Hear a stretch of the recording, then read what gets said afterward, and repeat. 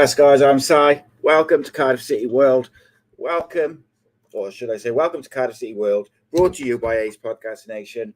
We're live on YouTube and Twitter, as always, and not too long a one today, just a short video, but we're giving it a tactical preview of Cardiff City versus Ipswich Town tomorrow.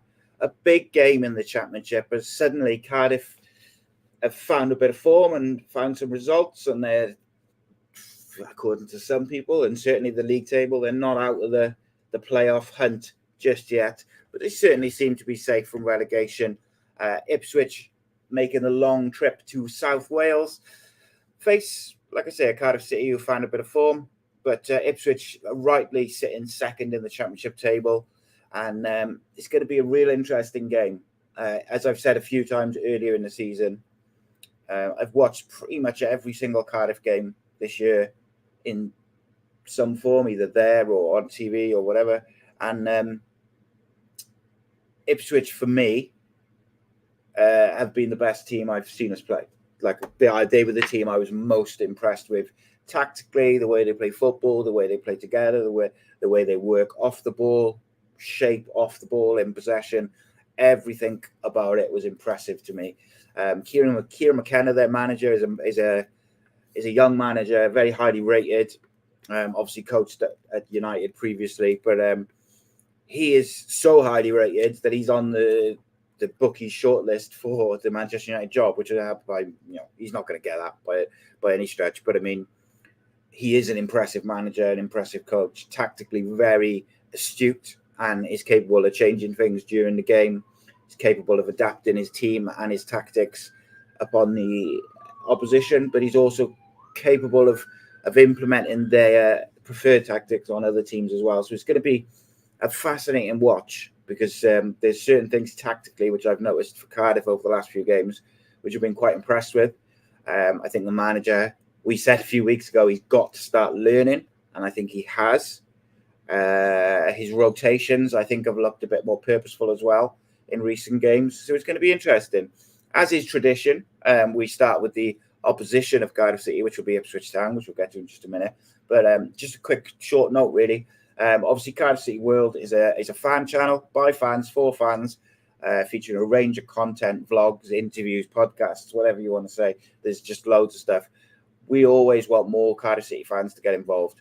We have the Cardiff City phone in on Monday. We have we're re-showing Super Kev McNaughton Unscripted. We've got Terry Phillips's show, the history of Cardiff City. We've got the Flower Hour, which is the match reaction shows, as well as a midweek podcast with those boys. Myself doing the previews and 5 things we've learned from the games, after the games, and the day after. We've got the vlogs from Emily and Katie, 2 young girls. We've also got Martin Davis's vlog, View from the Chair, which has been outstanding.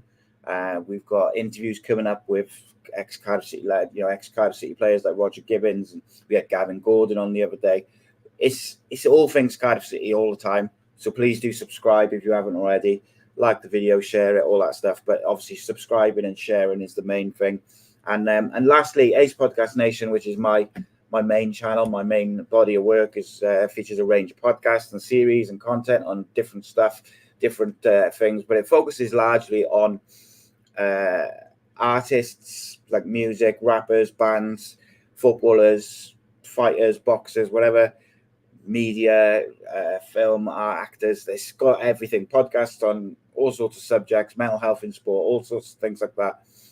Got a massive load of guests coming coming over the next few weeks, including Tony Rivers, and talking about his new book, Magnetic. We've got Welsh rapper 40, drum and bass MC Endo, loads of people. Rhodri Giggs, like I mentioned, also got a former Wales international coming up who made 74 appearances for Wales. All sorts of things. And we have a live event coming up on the 10th of May in Pontypridd. If you haven't got your tickets already, there is still some left. Not many, but there is some. It's the Rose and Crown in Pontypridd, 10th of May, with former Cardiff City midfielder, cult hero, Mr. Willie Boland, returns to Wales for a top night. Tickets are only £10. It will be another cracking City Legends event. So we'd love to see you all there. If you're not sure, I advise you speak to the people in the chat. Speak to the people who are around Ace Podcast Nation and Cardiff City World, and the ones they would have been to the Chopper one, they would have been to the Darren Pearce one, to the Andy Campbell one before Christmas. Great events, really intimate. You get to spend proper time with these former Cardiff City players, and it's all good. So, Ipswich Town. Before I get to Ipswich Town, Reese has just asked a couple of questions I'll address because we're live. He said, how did the Dowder interview happen? Basically, when Martin was doing his vlog, he was on he does some work with the DSA, which is the Disability Supporters Association, and they had some behind-the-scenes stuff. They were on the pitch and that, and I think some of the players were there, and Callum O'Dowda, being the scholar and the gentleman that he is, gave Martin a little interview, which was really good stuff. So those of you didn't, if you watch Cardiff City World, you knew he was coming back before it was announced in the press. So there you go, little tip. And you also said, how's Super Kev doing? Super Kev is doing very well. I actually spoke to him today, and he's doing really well. What could I possibly have been talking to him about, I wonder? Well, I guess we'll have to wait and see, won't we?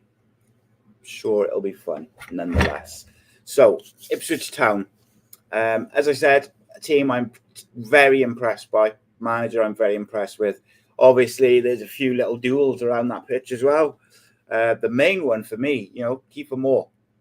For a very long time, pre-January, during January, I think we all thought that Kiefer Moore would end up back in a Cardiff City shirt. That was the noise behind the scenes. That was the noise in the media. It didn't happen for whatever reason. I've seen a few people. Me personally, don't really have a problem with him, and I think he has to do what's best for his career. And if Cardiff weren't moving quick enough or weren't able to pay a fee which was required, or I don't know, whatever the reasons were, ultimately it didn't happen. He gave his all in a Cardiff City shirt. He gives his all for Wales. I wouldn't waste my energy, but then I'd rather put my energy into creating a top atmosphere tomorrow and get behind the team, because we have found a bit of form. We have started to find some results. I think there's still a lot of room for improvement, but there's been some promising signs in some areas which I felt that Cardiff was struggling a little bit, and the manager's picked up on that, and he's addressed it. And our bench on Wednesday was solid, and you've still got technically Callum Robinson to come back. You've still got Aaron Ramsey to come back. You've still got Matt McGuinness to come back. So Cardiff bench could suddenly look real. Squad could look real dangerous, real solid.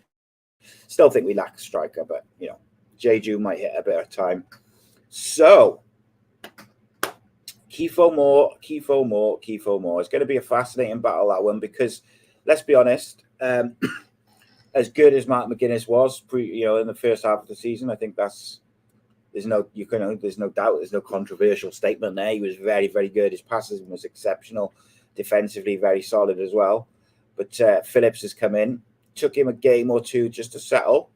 But I think on the ball, he's been excellent. His defensive positioning is the one thing that's really, apart from his on-the-ball abilities, his defensive ability and his anticipation and positioning is really, really impressive. And I like to see that. So Ipswich generally, they play that sort of 4-2-3-1, generally speaking. Got a couple of really dangerous players in important areas. Connor Chaplin being the one which I think really does a lot of damage if you give him too much space and too much room in that number 10 position. Obviously, you've got Kiefer Moore up front. Axel Tunzabi, who's a player which I really wanted Cardiff City to sign because he can play all across the back line, very quick, gets forward, very, very technically good on the ball. He's been playing right back. He played right back most recently against Bristol for Ipswich, where, look, I was not impressed with Bristol the other day against us, but it's a derby game, and I think sometimes they're almost outliers in terms of when you're looking at form and things like that. But Ipswich squeezed past Bristol City with a bit of a late comeback. They were 2-1 down, and Connor Chaplin and then Davis scored in the 89th minute to make it 3-2. So, they did squeak past them after we obviously kept a clean sheet and beat Bristol. Or we beat Bristol, but it's, those derby games can be deceptive. I noticed Broadhead wasn't in the squad. There we go. We'll see. But they've got plenty of players. There's a lad, Sarmiento, who came off the bench against Bristol, but I really like him. Very skillful, very quick, very clever. Got that bit of nous to unlock defences. Usually plays off the left, but can play left, right, 10, even probably play up front as well. You got Morsey and Luongo. Luongo in particular, I like in that sort of double pivot at the base of the midfield. They got a lot of technically good players, but the one thing which kind of does stick out for me in some ways with this Ipswich team is they're kind of all technically good. They're all good on the ball. They're all comfortable on the ball. They'll play from the back, but when they go, particularly if they win the ball around that halfway line, they will hit you in a transition, and Hutchison and Harness and Al-Hamidi or Moore or whoever, they'll all go and they'll play off Kiefer Moore. They'll get in behind your fullbacks. They'll overlap with Tunzabi. Davis gets forward as well. Obviously scored the winner the other day. And they're a dangerous, dangerous side, and they've got some dangerous players. They'll have some dangerous players on the bench, even if they switch up that number. They switch up the personnel in the starting 11. I think in the first game I picked out Connor Chaplin as the man to watch. To me, I think he can do so much damage, and I think that will play into what I would do with the Cardiff side a little bit. But my man to watch is going to be Luongo in that double pivot alongside probably Morsey. Really good on the ball, does the simple stuff well, but he kind of dictates everything, starts everything, goes and receives the ball off Wolfenden, generally speaking, sometimes off Burgess, but they tend to sort of go Burgess, Wolfenden, and then they'll try and use Morsey and Luongo to drop in, play a first-time ball off to the fullbacks as they push forward and they invert to create an overload in the midfield and get forward and try and get the likes of Hutchinson and Chaplin on the ball to take teams and like I say, play off more little 1-2s. Kiefer Moore's not going to get in behind you too much.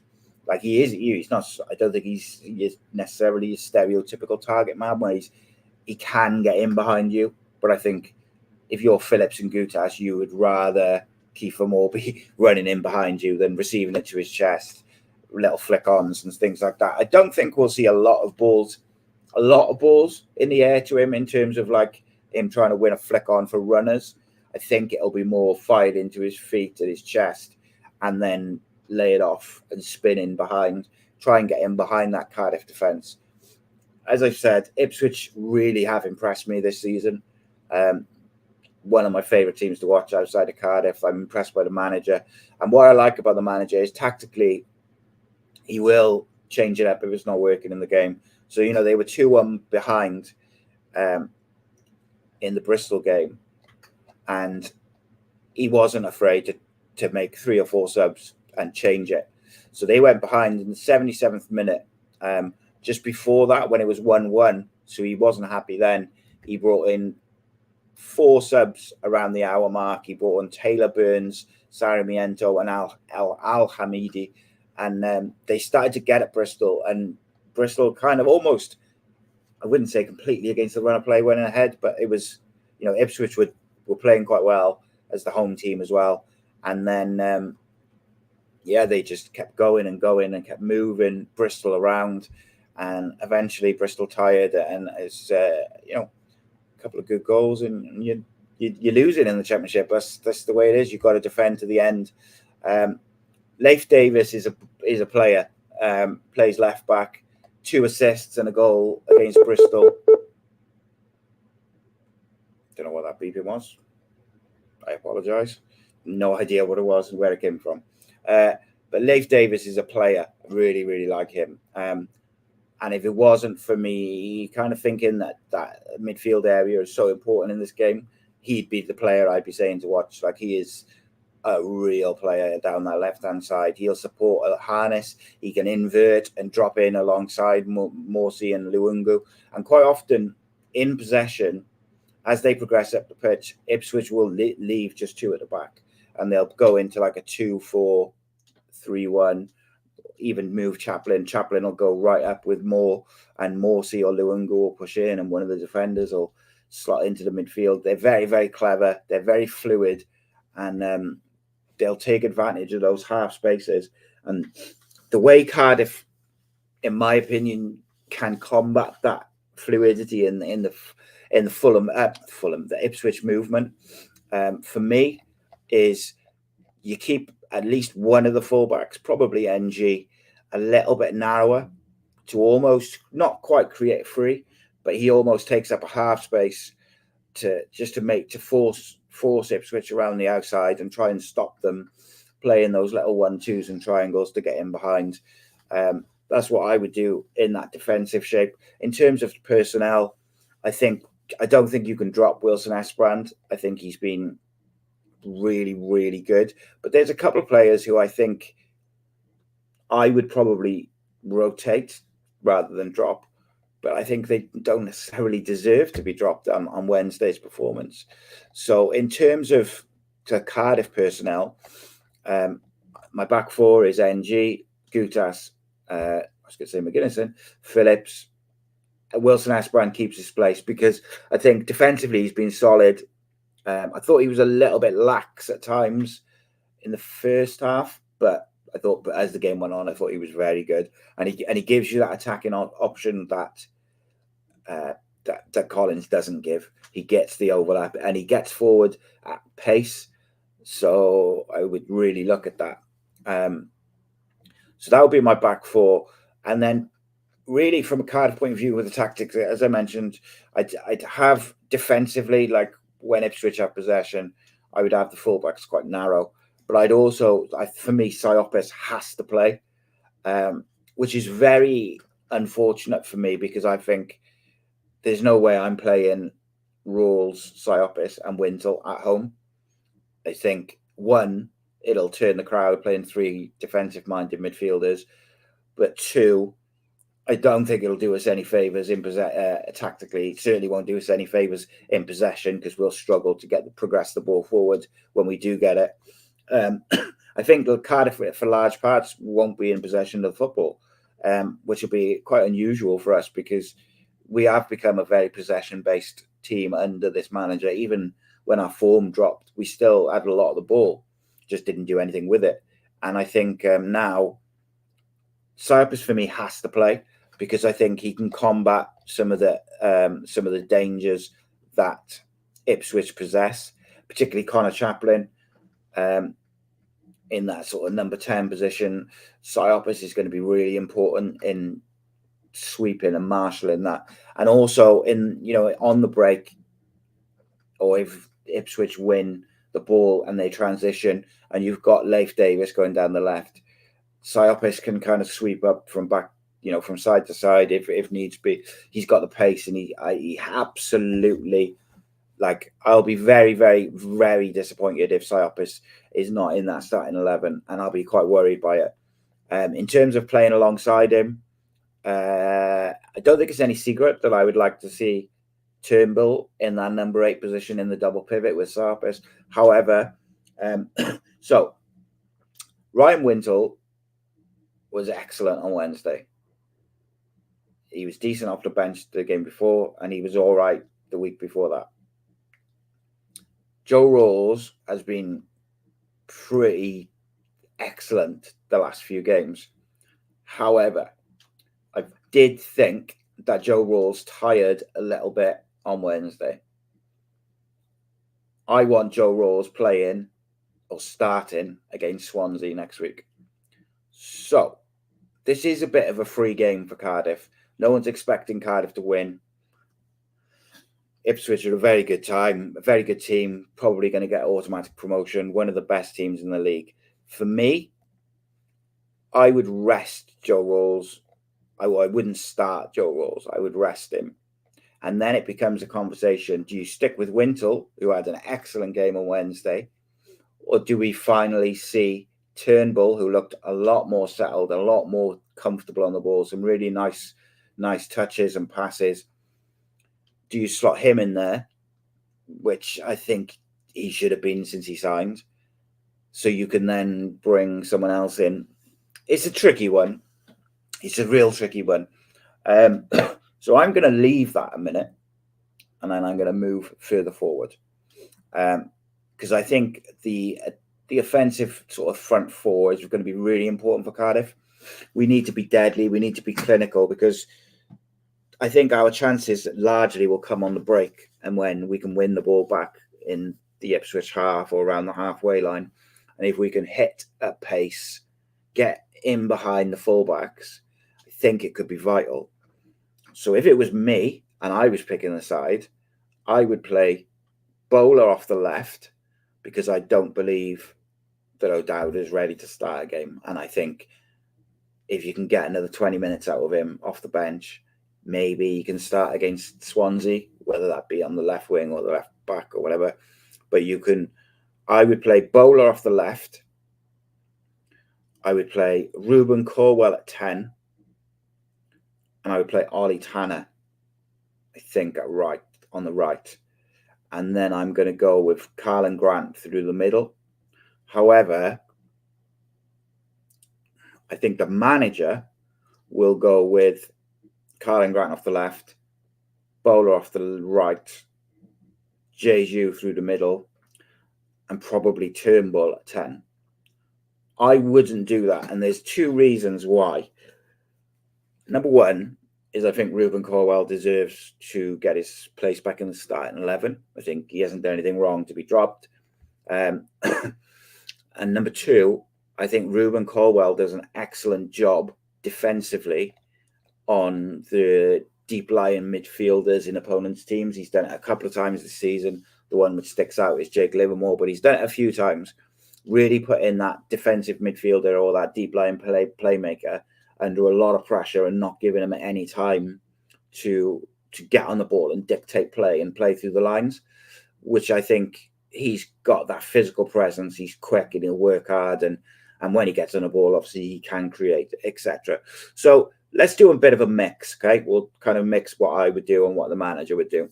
So we'll go Colwell at 10. And hopefully I think he can get in and around Luongo, Morsey, make it really difficult for Ipswich to control the game in that midfield area. Let's go with Karlan Grant off the left. Karlan Grant is the most consistent forward we've got. Game in, game out, gives 100%. Game in, game out, stays high and wide. He does cut in, but at least his starting position is high and wide. Always helps his fullback out. Has linked up really well with Wilson Esbrand as well. They've got like a nice little partnership building. And we'll go, look, I think we all know the manager's probably going to go with Bowler off the right. But in midweek, Ollie Tanner was excellent off a bench. And him and Colwell and Mate. So Mate is the sort of the central forward, and Tanner and Colwell took a massive load of pressure off Cardiff as Cardiff, like they were just, Huddersfield were just starting to get on top in the second half, and they were pushing on and they were putting Cardiff under a bit of pressure. First and foremost, Siopis comes in and starts breaking up play, and his energy made them go more. Huddersfield started to go more direct and try and play diagonal balls out to the left wing or to the central striker and kind of go along, which suited Cardiff all day with Gutas going to attack a ball, Phillips' positioning, that was good. But they still were putting us under a bit of pressure, creating some half chances without creating loads. And then when Colwell and Tanner came on and Mate, I thought that changed the game, because you had Mate as a focal point, chasing and harassing and pressing, did a good job. Didn't play his best game, but his pressing and his hold-up play meant that Cardiff were able to play off him and put kind of use the counter-attack as a defensive thing. And every time Colwell and Tanner were able to get on the ball and run at the defence and link up, I thought they were really good. The pace, everything. And like I said, if it was me, I'm going Tanner on the right. I'm going Bowler on the left. I'm going Colwell in the middle and Grant in the middle. And let's just be solid and try and really hit them with pace on the back. But as I said, we're going to mix it up. We're going to kind of go a bit of what the manager and what I think. So that midfield place alongside Siopis is a really tricky one for me, because Ryan Wintle absolutely deserves to retain his place. If we put to one side Rolls, we're resting Rolls for the Swans, like resting him from a starting point of view to make sure he's able to start against Swansea. Ryan Wintle absolutely does not deserve to lose his place. However, I do believe that I'm not being overly critical if we say that Ryan Wintle, when he's played alongside Siopis sometimes, has not had the capabilities to progress the ball quick enough and maybe thread some of those balls through to a Colwell or to the wingers. And it's not necessarily, it's not a criticism of him in terms of like, why isn't he doing it? I don't think it's in his game. It's not what it's not one of his major attributes. Like, he does the simple things well, works really hard. Although his diagonal ball, by the way, for the goal to Bowler was sensational. So it's really tricky for me because I'm not even sure if I'm almost talking myself into it. I think you almost have to go with Wintle, and maybe Wintle and Siopis is a solid base, and then have Colwell and the two pacey wingers, and you go that way. It's difficult because I think Turnbull can do a real good job in there in that number 8 and be aggressive defensively, but also add a bit of quality on the ball and just a bit more nous and vision from deep to get the ball to Colwell and the others to do some damage on the break. And like I said, I think Cardiff largely will play on the break. Reese has just said that Angie looked tired Wednesday. I wouldn't be against giving Romeo a run out. Yeah, mate, I wouldn't actually be shocked. I agree with you. I wouldn't be, like I said with Rolls, I would rather give NG a rest, play Romeo, same as I would with Rolls, to make sure they're fully fit and firing and pissed off because they want to start against Swansea. But I wouldn't be surprised if we see Wilson Esperant go over to the right and Collins play on the left. He does like Collins, Bulut. And I think, Collins defensively is pretty good. It's just he's got a tendency sometimes to switch off at the back post. And Ipswich are particularly dangerous down that left-hand side with Leif Davis and there's a few different options, Al-Hamidi and a few others who can play off the left who are really good. So Collins cannot afford to switch off at the back post, because whether it's Kiefer Moore or it's Chaplin or arriving late, someone will get in there and get on the end of those crosses. So he has to be on it all the time. It's interesting. Because suddenly Cardiff have got a bit of depth, and what 3, 4, 5 weeks ago, I could have told you what my preferred 11 would have been, bang, straight away. And suddenly now I'm a bit like, oh, and I certainly wasn't saying start Ryan Wintle 5, 6 weeks ago, because I thought he was struggling. But that's how good he was against Huddersfield, and he was good off the bench against Bristol as well. Really, really good. And I would like to get Turnbull in there. And the main reason why I maybe wouldn't have him against Ipswich are a very good side. And I think the manager likes to be very defensively solid.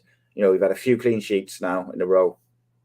So let's go with a solid base. Let's have Wintle. I'm going against myself almost in terms of on the ball. But I think being that defensive, and I think also having Wilson Esperant and Romeo as your fullbacks, they're both very good on the ball, and they can invert and they can both also push forward. So maybe, particularly in Romeo's case, Romeo's really quite a good passer of the ball. So if he pushes into the midfield alongside Siopis and Wintle on the ball, he might be able to be the one who progresses it up to Colwell or to Grant, to Bowler, whoever.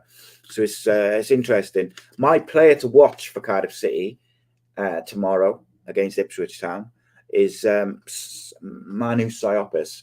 I think it is absolutely vital that Siopis starts and has a good game. That is the real danger area for Ipswich, is Connor Chaplin and Luungu, the Luungu being the deeper one, but Connor Chaplin in the 10, that midfield area. Ipswich will take us apart if we're not defensively at it. So that double pivot of Siopis and Wintle, I think it'll be, has to be at it. They can't afford to get dragged out of position. They can't afford to go wandering. They've got to be a solid base protecting the two centre-backs. And also, one of them needs to get in front of Kiefer Moore as well. So when they do fire it into his chest, he doesn't have time to turn and lay it off. Andrew Whitcomb says, it'd be nice to see Grant play as a number 9 for the next 2 games, but Bulut won't do it. Yeah, do you know what, mate? I would actually play him up front, away from home, which is kind of weird because I've said recently, like, at home, I would really like to see us go with Tanner on the right, Bowler on the left, Colwell in the middle, and kind of get at teams really quickly. But yeah, like away from home, I think Grant, particularly if Colwell plays, so you've got someone with a bit of size and physicality, I really, really believe that having Grant as the number 9, when we win the ball on the halfway line and we hit teams on the counter-attack, having a striker who can run in behind and will run the channels and will work hard is more important than just having a target man who you can hit, particularly because none of our target men or none of our bigger strikers have the all-round game of a Kiefer Moore, say, where they can finish, they can do the link-up play, they move off the ball, they can go in behind sometimes. Like, Mate's link-up play is excellent when he plays through the middle. He works hard, but his finishing is piss poor. But then you have Jeju. His touch under pressure is sensational, but I hadn't been that impressed with his other aspects of his game. I didn't think his pressing was great, but then he did finish well the other day, so maybe you go with him again. It's an interesting one. I think I've got to say, after the South Wales derby next week, I think we'll start seeing, depending, there's one caveat to this. If Cardiff City win the next 2 games against Ipswich and Swansea, and we get 6 points for the next 2, then this might not happen, in my opinion, because we will suddenly be right up there in the playoff shout because the results teams are playing each other, and it would be 2 big wins for us. But let's assume we only take 4 points from the next 2. We draw with Ipswich, we beat Swansea, obviously. I think we'll see the likes of Joel Colwell, and I think we'll see the likes of Kean Ashford getting some minutes to start with, maybe getting some starts. But a lot of it will depend on the next few games and how it goes. If we're still in with a shout in the playoffs, regardless of whether you think we're ready or we're good enough or the rest of it, you got to keep going for it, haven't you? And we're 7 points behind, but some of the teams are all playing each other. I think Hull play. Who do Hull play this week?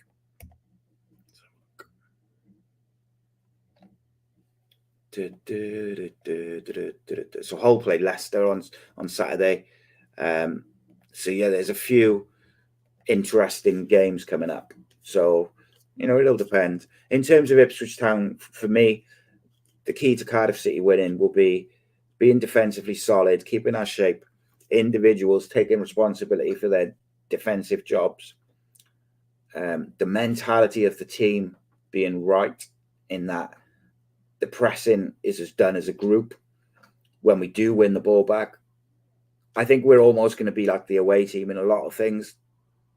I don't think the manager is suddenly going to go toe-to-toe just because we're now mathematically safe. He's going to be all out attack all of a sudden. We're also playing one of the best teams in the league, so I expect us to be defensively solid and try and hit them on the break. I think Ipswich will have a lot of the ball. What I want to see from Cardiff is I want to see us be clinical, and I want to see us, when we win the ball back, pass with purpose and try and get at Ipswich, because Ipswich, as I mentioned, are so fluid in the way they play. And Leif Davis and Luungu and Morsey and Kiefer Moore, like all of them, they all interchange. The only one who's kind of solid is Luungu at the base and Kiefer Moore at the tip. The rest of them will interchange. The fullbacks will, Tunzebi will invert, Leif Davis will get up. So if Cardiff win the ball back and they counter-attack at speed, that's where I think they can catch this Ipswich team out, and they can get in those spaces. They can get down the wing. They can get in behind. But it's about having that quality when you win the ball back. That's why Siopis is going to be so important, doing a defensive job in and around Conor Chaplin and in front of Kiefer Moore. And that's why Ruben Colwell defensively on that midfield pivot, not giving him any time, will be important, but also getting the ball to the likes of Colwell and Grant and Bowler. And hopefully we never know quite which bowler's going to turn up. We all, he's got quality and he's got like first touch. He has the ability, like his first touch is about among the best in the championship as he goes. Unfortunately, it's the rest of his game which sometimes is a bit predictable. If he can go around the outside a couple of times just at the start of the game, like he did for the goal on Wednesday, that puts doubt in the left back who's marking him's mind that he's not going to constantly cut inside. So just go down the outside a couple of times at the start of the game, try and get a cross in, and then that'll open up some space for you to cut in. Like I said, I'd love to see him on the left because I think he's direct, he's skillful, he's got a great first touch. And I think as a left winger, an old traditional left winger like Andre Kanchelskis and Cohen Griffith, he could be quite special. So I don't understand why they why he's always on the right. I just don't. But it is what it is. I don't think Andrew says we need to win a game. We need to win game by game. Don't think about the playoffs. Yeah, I 100% agree with that. I think the playoffs is a pipe dream, being realistic. But whilst you're still in with a chance, you have to keep going for it. And I think it would be silly if you're 4 or 5 points off the playoffs with whatever amount of games to go, just to start playing youngsters. Like, that's silly. Whereas if you're 9-10 points behind the playoffs, but you're safe, then you can start blooding Joel Colwell and Kean Ashford and the rest of them. Give them 20 minutes here and there, maybe give them a start or two, but by the end of the season. One thing I would like to see towards the end of the season, if he does play the youngsters, is I'd like to see Ruben Colwell get the captaincy for a game, like right at the end of the season, if he's one of the older ones within that squad, if they do play like a lot of youngsters or a few youngsters. I think that would be a nice touch. But on tomorrow, I don't think it's out of the realm of possibility that Cardiff scrape another 1-0 win. Defensively, we've been very sound. The keeper, I think Alnwick's back tomorrow, but you can't drop, as much as Alnwick didn't do anything wrong, and obviously he got injured, and that's why,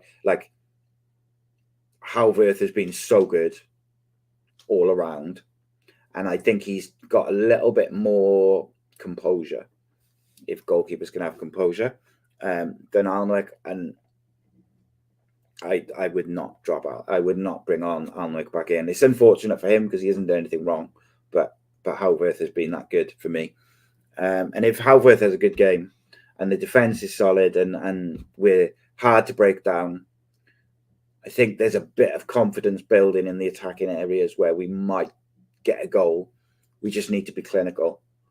I would love to see Carlin Grant play through the middle. I just don't think the manager sees it the way we do. Just very lastly on the manager, I think he deserves some credit. He was under a lot of pressure a few weeks back. Big games coming up, massive run of games he had, the Bristol Derby, Huddersfield, Stoke, all these games coming thick and fast, Ipswich tomorrow. And to get, 10 points from 12 or whatever it was, he really stepped up, and I thought he learned from his mistakes. He made a few little tweaks, and some players stepped up for him. Jeju got his goal. Ollie Tanner, after everyone criticised the way the manager spoke about it publicly. Ollie Tanner's, like, to me, that looks like a player who's been managed well. Same with Ryan Wintle. Ryan Wintle lost his rag with a Cardiff fan in the middle of the Blackburn game. Since then, he has been almost spotless. He's been excellent, and particularly on Wednesday. Colwell's still good. Tanner's good. Bowler, his attitude, his body language is a lot more positive. Great first touch. Went down the outside. Cardiff scored a goal.